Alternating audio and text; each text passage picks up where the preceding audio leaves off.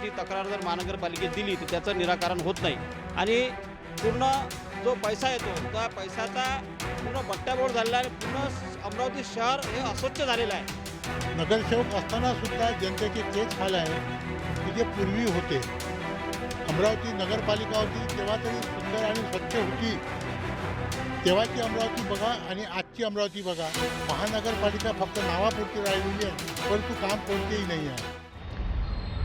अमरावती महानगरपालिका निवडणूक अवघ्या काही आठवड्यावर आली असताना शहरातील कचऱ्याचे ढीग असो, पाणी टंचाई असो किंवा वाढती लोकसंख्या आणि रोजगारांचा अभाव आणि आरोग्य सुविधांच्या कमतरतेसारख्या समस्या नागरिकांना भेसावत आहेत. अशातच आपल्यासोबत काही पत्रकार मंडळीसुद्धा आहेत. जाणून घेऊया या विषयाबद्दल त्यांच्या मनात काय समस्या आहे आणि याचे निराकरण करण्यासाठी ते काय प्रशासनाला विनंती करत आहेत. आपल्यासोबत काही ज्येष्ठ पत्रकार आहेत, जाणून घेऊया त्यांच्याबद्दल.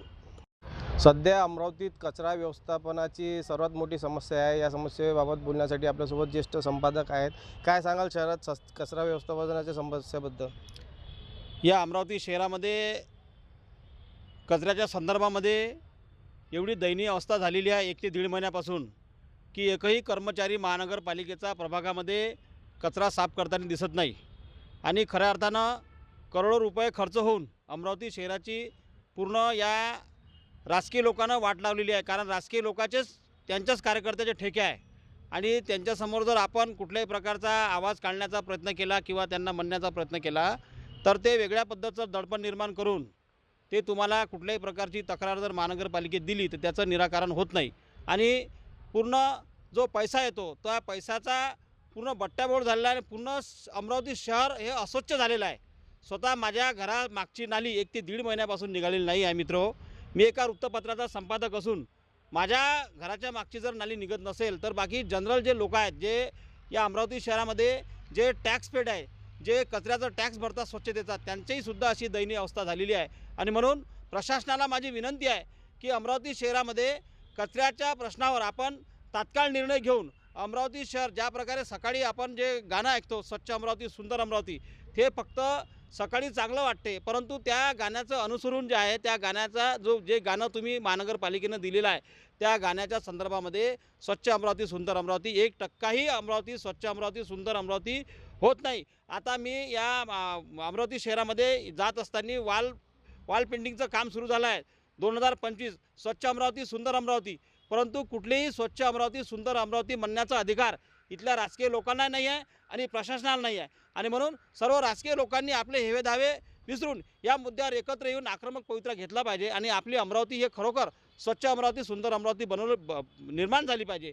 आणि गाडगे महाराजांचं जे स्वप्न आहे, ज्या गाडगे महाराजांचा जिल्हा अमरावती शहरामध्ये अमरावती जिल्ह्यामध्ये जे गाडगे महाराज जन्माला आले आणि म्हणून आपलं हे सौभाग्य आहे. आणि गाडगे महाराजांच्या नावानं आपण या ठिकाणी स्वच्छ अमरावती सुंदर अमरावती त्याचं पोस्टर टाकतो, परंतु तसं होताना दिसत नाही. आणि म्हणून सर्व पत्रकार बांधवांना आणि सर्व वृत्तपत्रातील काम करणाऱ्या पत्रकारांनाही माझी विनंती आहे की या संदर्भामध्ये एक चळवळ स्वच्छतेची निर्माण करून आपल्या अमरावतीला स्वच्छ आणि सुंदर बनवण्याचं काम आपण केलं पाहिजे, अशी माझी सर्वांना कळकळीची विनंती आहे.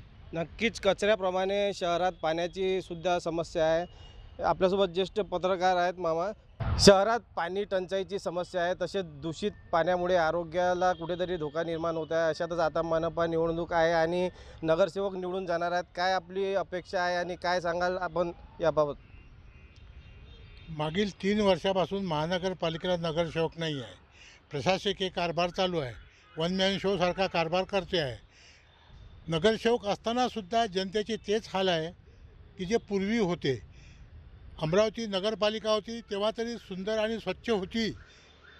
तेव्हाची अमरावती बघा आणि आजची अमरावती बघा. महानगरपालिका फक्त नावापुरती राहिलेली आहे, परंतु काम कोणतेही नाही आहे. स्वच्छतेचा प्रश्न म्हणा, पाण्याचा प्रश्न म्हणा, इलेक्ट्रिक लाईटचा प्रश्न म्हणा, असे अनेक प्रश्न आहे. आता निवडणुकीच्या काळामध्ये ज्या पक्षांना कधी पाहिलं नाही, जे पक्ष कधी एकत्र आले नाही, ज्या पक्षांनी आतापर्यंत एकमेकाला शिवीगाळ केली, ते पक्ष स्वतःच्या स्वार्थाकरिता आता एकत्र येऊन निवडणुका लढवत आहे.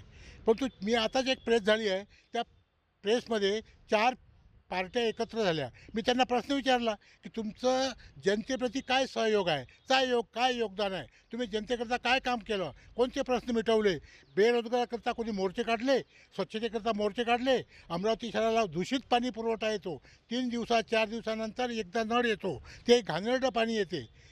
याच्यावर आजपर्यंत कोणी बोलायला तयार नाही. परंतु आता निवडणुका समोर ठेवून आम्ही अमरावती शहर सुंदर करू, स्वच्छ करू, साफसफाई करू. आता ठेके पहा कोणाकडे आहे तर साईनगर भागात जर बघितलं किंवा शहराच्या कोणत्याही भागात पहा मोठमोठे कचऱ्याचे ढीग लागलेले आहे. आणि आपण जर महानगरपालिकेत जाऊन आपण जर प्रशासनाला विनंती केली तर ते दुर्लक्ष करतात. म्हणजे या अमरावतीला कोणी मायबाप आहे का नाही आहे अशी स्थिती निर्माण झालेली आहे. आणि आता निवडणुका झाल्यानंतर तेच एरेवाजे मागल्यासारखं काम होईल. सत्ता कोणाची हो, परंतु अमरावतीमध्ये कोणत्याही प्रकारची सुधारणा होईल असं वाटत नाही. स्वतःच्या स्वार्थाकरिता हे आता आपापला पक्ष समोर करून निवडणुका लढवायचा फंडात चालवत आहे. आणि त्याच्यामध्ये जनतेचं हित कोणत्याही प्रकारचे हित नाही. फक्त आज जो नार्या आहे तो नारायणराव बनणार आहे, परंतु तो महानगरपालिकेपुरता बनेल, परंतु जनतेकरता तो दुर्लक्षित राहील. जनतेचे कोणत्याही प्रकारचे कामं तो करणार नाही आणि आजपर्यंत केलेले नाही. म्हणून जनतेने सुद्धा आपल्या प्रत्येक प्रभागातला किंवा वार्डातला सक्षम गरीबातला गरीब जरी कार्यकर्ता किंवा उमेदवार असेल त्याला निवडून द्या. कारण मला पहा आणि बेलफूल व्हा अशा प्रकारचा या निवडणुकीमध्ये कारभार होऊ नये. जो सक्षम गरीब होतकरू कार्यकर्ता आहे, जो प्रभागामध्ये खरोखर काम करतो आहे, अशाला जनतेने निवडून द्यावं. म्हणजे तोच आपल्या उपयोगात पडेल आणि तो काम करेल. कुत्तोशे सावधानवाल्याला कधीही निवडून देऊ नये, कारण त्याचा कुत्ताच अंगावर भुकते पहिले. त्याच्या घरात कसं जावं आपण. आणि हा जो असतो पायरीवरचा नगरसेवक हा प्रत्येकाच्या घरोघरी फिरून लोकांच्या समस्या जाणून घेतो. साफसफाई झाली का नाही, पाणी येते का नाही, तुमच्याकडे लाईटची व्यवस्था आहे का नाही, रोड नाल्या उखडल्या काय, याकडे लक्ष देणारा सक्षम असा या निवडणुकीमध्ये नगरसेवक जनतेने निवडून द्यावा. अशा प्रकारची विनंती मी अमरावतीकर जनतेला करीत आहे. धन्यवाद. कचरा आणि पाणीच्या समस्यानंतर आरोग्याची जी समस्या आहे ते नागरिकांना भेडसावत आहे. अशातच शहरातील प्रभागातील दवाखाने आणि आरोग्य सुविधा अपुऱ्या आहेत. याबाबत बोलण्यासाठी आपल्यासोबत आहेत पत्रकार नयनजी मुंडे. काय सांगाल याबाबत आपण? शहरामध्ये जो कचरा आहे आणि त्या कचऱ्यामुळेच जे रोगराईचा प्रादुर्भाव आहे, असे मनपाचे दवाखाने झाले आहे. मात्र त्या ठिकाणी बऱ्यापैकी औषधं नाही, डॉक्टर नाही आणि रुग्णांचा भडीमार होत असताना त्या ठिकाणी औषधच नाही तर मग तो दवाखाना काय कामाचा. कारण बरेचशा प्रभागात असं पाहता की जो गोरगरीब आहे, सर्वसामान्य नागरिक आहे, हा केवळ महानगरपालिकेच्या दवाखान्यात जात होता. मात्र आता दवाखाने मनपाचे बंद करून त्यांनी स्वर्गीय बाळासाहेब ठाकरे आपला दवाखाना आणलेला आहे. मात्र तेही दवाखाने काही प्रभागात अद्यापही सुरू झालेले नाहीत. आणि जे काही सुरू झालेले आहेत तर ते औषधाअभावी आणि डॉक्टरांअभावी बंद आहेत. जिथे डॉक्टर आहे तिथे औषध नाही, जिथे औषध आहे तिथे डॉक्टर नाही, अशी अवस्था या आपल्या दवाखान्याची झालेली आहे. आणि एकंदरीत पाहता जो शहराचाही आहे, कचरा साचलेला आहे. कचरा साचल्यामुळे रोगराई वाढलेली आहे. रोगराई वाढल्यामुळे रुग्ण वाढलेले आहे. काही डेंग्यूचे रुग्ण मध्यंतरी आलेले होते. मात्र मनपात प्रशासक असल्यामुळे कुठल्याही प्रकारचं लवकर त्यावर अधिकारी दखल घेत नाही. म्हणूनच आता येणाऱ्या निवडणुकांमध्ये सर्व नागरिकांनी सक्षम आणि आताच सांगितलेलं आहे मामांनी की कुत्तोशे सावधान असणाऱ्या, ज्याच्या घरावर पाटी लागलेली असते त्याच्यावर दुर्लक्ष करा. कारण जो मातीतून जो जमिनीवरचा कार्यकर्ता त्याला माहीत आहे त्याचं दुःख गोरगरिबाचं. अशाच जो सर्वसामान्यांचा कार्यकर्ता आहे अशांनाच आपण निवडून द्यावं आणि आपल्या अमरावतीला म्हणजे खऱ्या अर्थाने स्वच्छ अमरावती आणि सुंदर अमरावती करावं. गरीब वस्त्यांमध्ये घरकुल योजना प्रलंबित आहे. अजून PR कार्ड अजूनसुद्धा नागरिकांना भेटलेले नाही. यासाठीच बोलण्यासाठी आपल्यासोबत पत्रकार नकुलजी नाईक आहेत. काय सांगाल या समस्याचं निराकरण कशा प्रकारे होणार आणि कसं बघत आहे याकडे? घरकुल समस्या ही सर्वांगी दलित वस्तीमध्ये जास्त प्रमाणात आहे. कारण घर प्रत्येकालाच हवं.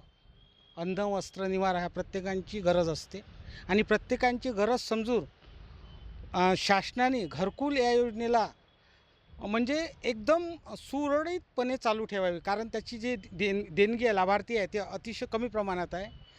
त्याचं नेमकं कारण असं आहे की टप्प्याटप्प्याने घरकुलचा चेक वाटप करण्यात येतो. त्याला जे नागरिक असतात, प्रभागातील नागरिक असतात, त्यांना अतिशय त्रास होतो. तो वेळोवेळी ते घरकुलचे चेक मिळत नाहीत.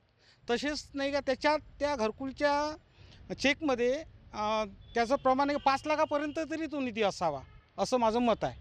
कारण आता काय 2,75,000 रुपये असे नेमके मिळतात. आणि दुसरी बाब अशी आहे की जे अधिकारी लोक, कुठले जे म्हणजे सोयीस्कर श्रेष्ठ लोक असतात, त्यांच्याकडे नाही काय त्यांचं बाथरूम वगैरे किती रुपयाचं असतं, महाग असतं. पण जे गरीब वर्ग असते हे असतो, त्यांची काही इच्छा असते ती एकदम थोडक्यातच रुपयात होत नाही. कारण जेव्हा आपण घर बांधतो त्याच व्यक्तीला माहिती असते की घर म्हणजे काय, म्हणजे लग्न करून पाहावं आणि घर बांधून पाहावं अशी स्थिती आहे. आणि प्रशासनानं या घरकुल योजनेवर नेमका एकदम चांगल्या प्रकारे ठोस निर्णय घेऊन घराघरात प्रत्येकाला घर कसं मिळणार, कारण कुटुंब आहे, कुटुंब प्रमुखाची ती एक त्याचा व्याप वाढलेला आहे. कसा वाढलेला आहे, आर्थिक स्रोत जो आहे आता कमी आहे. म्हणजे जिथे जिथे मजदुरी कमी आहे त्या प्रमाणात नाही काय मजदुरीनुसार ते हे करावं, म्हणजे प्रत्येकाच्या सोयीनुसार देण्यात यावं. आर्थिक याच्यावरही त्याच्यावर विचार करण्यात यावा घरकुलच्या संदर्भात. नागरिकांप्रमाणे पत्रकारांची सुद्धा हीच अपेक्षा आहे की शहरातील कचरा, नाली, आरोग्य आणि घरकुल योजना त्वरित मनपा शासनातर्फे देण्यात यावं आणि ह्या सुविधा गरजू लोकांपर्यंत पोहोचण्यात यावे, हीच मागणी आहे. विक्रम ढोके, नवराष्ट्र न्यूज, अमरावती.